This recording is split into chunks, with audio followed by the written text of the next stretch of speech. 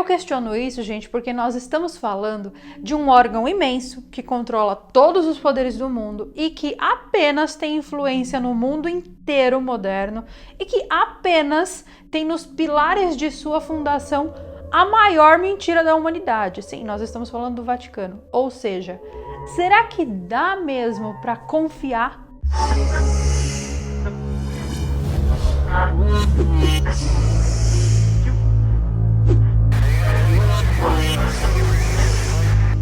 Imagine um aparato tão avançado que te permitiria enxergar presente, passado e futuro através de uma tela. Eu tô falando de um aparelho eletrônico que nos permitiria enxergar eventos históricos do passado, como por exemplo o nascimento de Jesus Cristo, a erupção do Monte Vesúvio, a Segunda Guerra Mundial, o ataque na base de Pearl Harbor. Bom, essa tecnologia parece incrível, não é mesmo? Eu quero uma dessa. De acordo com François Brunet, um padre reformado que pediu dispensa do exercício do ministério sacerdotal, esse aparelho existe e está em posse do Vaticano. O cronovisor não é uma máquina do tempo como você deve estar pensando que é.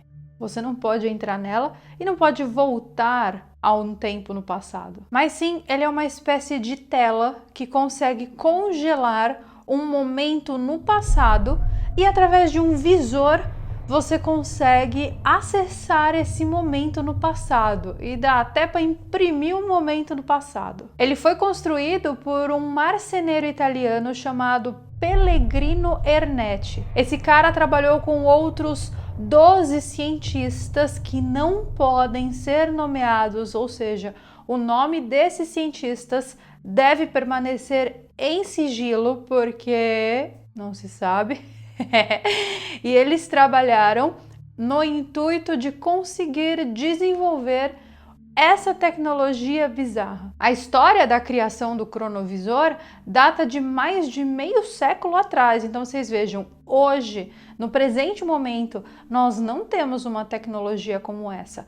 Mas há mais de meio século atrás, o Vaticano estava desenvolvendo essa tecnologia. François Bruni recebeu a visita de Enrico Fermi. Carol, que Fermi? O Fermi do paradoxo de Fermi? O próprio Fermi do paradoxo de Fermi. Olha, vocês vejam só. Um cientista, um físico de partículas, um cara que trabalhava com física quântica envolvido em um projeto dentro do Vaticano. Alguma vez você já se perguntou por que o paradoxo de Fermi recebeu o nome de Fermi, sendo que não foi Enrico Fermi quem desenvolveu a hipótese científica? Bom, se você não sabe o que é o paradoxo de Fermi, eu tenho um vídeo explicando aqui. Esse vídeo você tem que assistir, mas você tem que tomar muito cuidado, porque quando você assiste o vídeo, você pode interpretar ele de várias maneiras, sendo que só tem uma possível interpretação. Muitas das pessoas que assistiram a esse vídeo aqui no canal falam que eu me referi ao paradoxo de Fermi e trouxe essa hipótese para dentro do canal porque eu não quero mais falar sobre os alienígenas, sendo que eu continuo falando mesmo depois de 2 anos desse vídeo já tendo sido postado aqui no canal.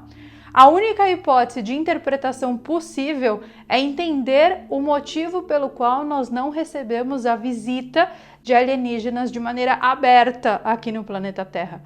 Esse paradoxo de Fermi, a gente acredita que ele tenha sido desenvolvido por Enrico Fermi. Por quê? Porque leva o nome dele. Mas não foi bem isso não, gente. No caso, o que aconteceu é que o Fermi estava andando, passeando lá em Nova York com vários outros cientistas depois de uma convenção. E daí ele foi jogar um negócio no lixo, ele olhou para o céu e falou: onde é que está todo mundo? Esse todo mundo são os alienígenas, né? Por que nós estamos sozinhos? Ele fez essa indagação. E daí depois, quando o modelo do paradoxo foi desenvolvido, colocaram o nome então de paradoxo de Fermi por causa da pergunta que ele fez. E você pode tentar com muita força oferecer uma solução para o paradoxo de Fermi, por exemplo. Eu inclusive já tentei com o Enigma da Floresta Escura aqui no canal, que é outro vídeo que eu também fiz e que eu recomendo que você assista. Mas é impossível. É impossível resolver o paradoxo de Fermi. É por isso que é um paradoxo. Nada, absolutamente nada escapa desse paradoxo e não existe solução. Então, assim, quando você assistir o vídeo e você entender o que eu tô dizendo ali naquele vídeo, e você começar a pensar dentro dessa hipótese do motivo pelo qual nós não temos contato com os alienígenas, você nunca mais vai sair dela. Esse foi só um adendo para falar de Fermi, tá? Mas vamos voltar aqui na história do cronovisor. Então, depois de muitos anos de pesquisa e desenvolvimento, o cronovisor foi finalmente criado. Esse aparelho possui alguns botões que podem ser manuseados para selecionar a data ou a época que você quer voltar no tempo. Só que o cronovisor, ele não é apenas um aparelho que você consegue enxergar determinado evento acontecendo no passado. Ele é muito mais que isso. Ele tem uma função que é ainda mais interessante, pelo menos na minha opinião. Ele consegue rastrear uma pessoa em específico. Então, se eu colocar lá o parâmetro dentro do cronovisor Jesus Cristo, eu consigo rastrear a vida inteira dessa pessoa, desde o nascimento até a morte. Ou seja, se o Vaticano cismar com você, tipo, cismou comigo lá porque eu estava fazendo alguma pesquisa, ele pode te encontrar, te rastrear em qualquer época da tua vida, desde a hora que você nasceu. Ele pode rastrear esse momento que eu tô aqui falando com vocês e saber onde eu tô, saber a minha casa inteira por dentro, saber tudo. Olha que dispositivo foda. Esse dispositivo, ele parece funcionar de uma maneira muito simples, embora essa tecnologia seja extremamente complexa. Olha, percebam, é um aparato, um bagulho que faz com que você enxergue eventos no passado e também que rastreia a vida inteira de uma pessoa. Mas, aparentemente, ele funciona de uma maneira bem simples.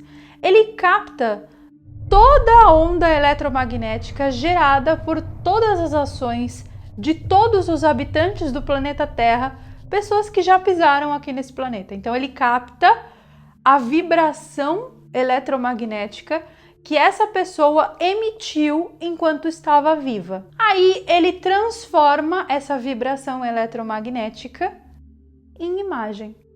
Pensando assim, parece ser muito simples. Claro, se isso existisse. É como se cada coisa que a gente fizesse na nossa vida, cada mísero feito, por exemplo, se eu virar aqui pro lado e espirrar agora, esse espirro, ele gera uma marca, tipo uma cicatriz no planeta Terra. E esse aparelho tivesse a habilidade de conectar com essa marca de uma pessoa em específico e trouxesse isso em uma tela, em imagens. Eu dando um espirro aqui do lado, uma imagem de uma pessoa. Então, certamente, gente, a ideia é muito interessante. Afinal de contas, as nossas atitudes, o nosso campo eletromagnético, ele interfere sim no meio. É por esse motivo que existem estudos muito profundos de como a batida do nosso coração se conecta diretamente com a frequência de Schumann, com a ressonância Schumann, que é uma ressonância do planeta Terra. É óbvio que isso tem um fundinho ali, um fundinho de fundamento. Só que essa energia que o cronovisor tecnicamente acessa, ela não é apenas uma energia visual, mas sim ela é uma energia de som. Então, todas as palavras que Jesus trocou com João, por exemplo, durante a vida inteira dele, esse aparelho consegue, dessa mesma forma, decodificar essas ondas e trazer não só imagens, mas também sons de conversa desse povo. Agora comenta aqui embaixo se você pudesse ouvir a conversa de quem quer que seja do passado, pessoas históricas, pessoas não históricas, pessoas famosas, não famosas, de quem você queria ouvir a conversa. Comenta aqui embaixo. Gente, sem dúvidas, eu certamente queria ouvir a conversa dos três lá na Apollo, do Michael Collins, o Armstrong e o Buzz Aldrin, quando eles chegaram na Lua e já tinha gente lá esperando por eles. Eu queria ouvir a conversa não reportada por Houston, porque Houston reportou a conversa deles. Eu queria ouvir a conversa que eles tiveram ali, sabe? Como se eu estivesse lá no momento presente com eles. Tipo, cheguei na Lua, olhei pela janela, vi que já tinha gente lá. O que eles falaram entre eles? Nossa, eu super preciso do cronovisor. O Vaticano é aqui perto. Acho que eu vou dar uma passada lá. François Bruni, que é o cara por trás do cronovisor, ele alega que ele já teve o prazer de assistir a muitos momentos históricos através do cronovisor. Ele fala, por exemplo, que ele já assistiu várias vezes a crucificação de Jesus e que é exatamente como está descrito na Bíblia. A imagem mais famosa que existe sobre a funcionalidade desse aparelho e que circula na internet é essa imagem que está aparecendo para vocês aí agora. Coincidência ou não tão coincidência assim, é a mesma imagem de um quadro pintado pelo alemão Johannes Raphael Will em 1860. Já em 1972, essa foto foi publicada em uma revista italiana e por mais que ela realmente pareça impactante, tipo, uou, caramba, eles conseguiram fotografar uma conversa de Jesus e olha, tem João ali atrás, por mais que essa imagem seja muito impactante, nada mais nada menos que essa imagem foi tirada da pintura do pintor alemão. Existe também uma outra imagem da crucificação de Jesus, porém essa imagem eu tentei procurar no Google, mas por algum motivo ela já foi removida, mesmo porque esse assunto é conspiracional demais para essa imagem permanecer no Google. Essa imagem mostra uma cena quase que perfeita da crucificação de Jesus.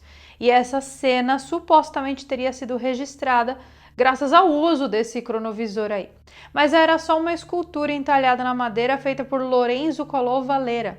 Então assim, né, nem dá para levar muito essa história a sério, porque quem quer que seja que inventou essa história do cronovisor, que tudo leva a crer que foi esse padre aí, o François, ele utilizou imagens de pinturas muito famosas para poder falar que essas imagens foram registradas pelo cronovisor.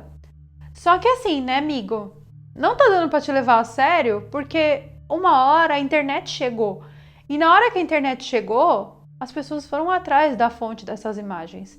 E as pessoas encontraram.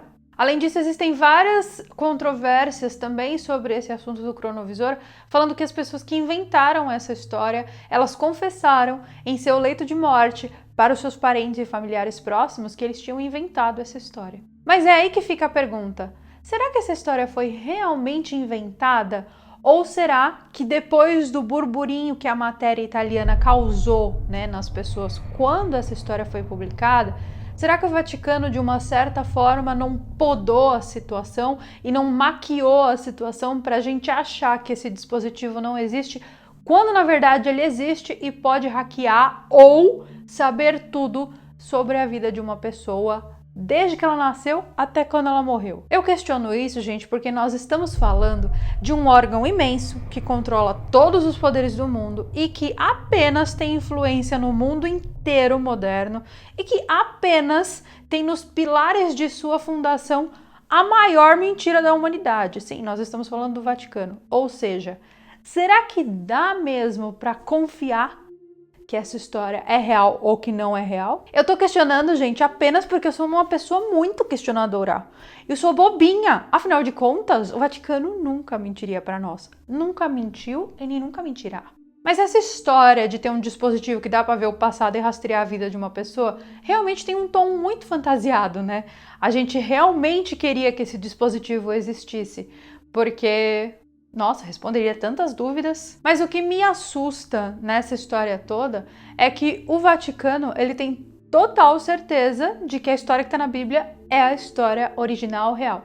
Então por que eles ficariam utilizando esse dispositivo para ver a mesma história over and over, quando que a gente poderia estar utilizando esse dispositivo para saber se Gilgamesh, por exemplo, ele era realmente metade humano, metade alienígena? Não sabe quem é Gilgamesh? Não é só o cara do Eternos lá da Marvel, tá? Mas tem toda a história dele aqui no canal, num vídeo que eu falei sobre os Anunnakis, então vou deixar aqui embaixo na descrição, caso você não tenha visto. Eu, sinceramente, se eu tivesse esse dispositivo, eu ia querer usar ele para essas coisas. Peraí, será que os Anunnakis, eles eram humanos? Vamos voltar lá na Suméria e vamos ver como é que era a aparência desses caras. Peraí, será que eles vieram do céu mesmo? Peraí, será que Gilgamesh era híbrido?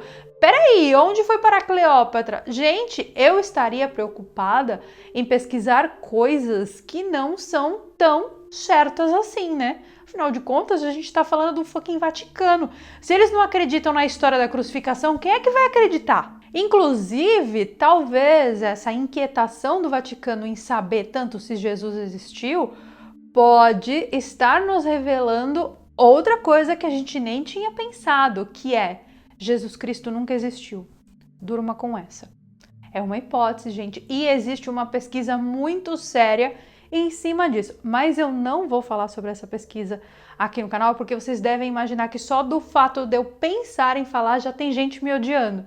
Então, assim, durmam com a dúvida. Eu sei que você deve estar pensando que eu viajei e que eu estou colocando essa hipótese aqui apenas para gerar um burburinho nos comentários. Mas não, meus amigos, existe um projeto da CIA. Da CIA, sabe? A Agência de Inteligência Americana? Pois é. Eles estiveram investigando a veracidade da existência de Jesus em uma operação chamada Operação Cavalo de Troia. Sobre esse assunto também não vou me aprofundar porque eu já fiz um vídeo há uns 3 anos atrás falando sobre esse caso. Deixarei também aqui na descrição para você assistir. O Benítez, autor do livro Operação Cavalo de Troia, ele descreve muito bem tudo o que aconteceu nessa operação e o motivo pelo qual 2 pessoas, 2 americanos do momento presente foram enviados lá para a época de Jesus para saber se Jesus era quem dizem que ele era mesmo. A parte interessante dessa história não é se o cronovisor existe ou se ele não existe. A parte interessante dessa história é o Vaticano se questionando se Jesus existiu. Entendeu? Mas esse é o tipo do assunto que se eu entrasse vocês me matariam. Então, não vou falar sobre isso. Super acredito. Agora comente aqui embaixo, você, na sua concepção, esse dispositivo, o cronovisor, ele existe de verdade ou não? E eu vejo vocês nos nossos próximos vídeos. Um beijo e até mais!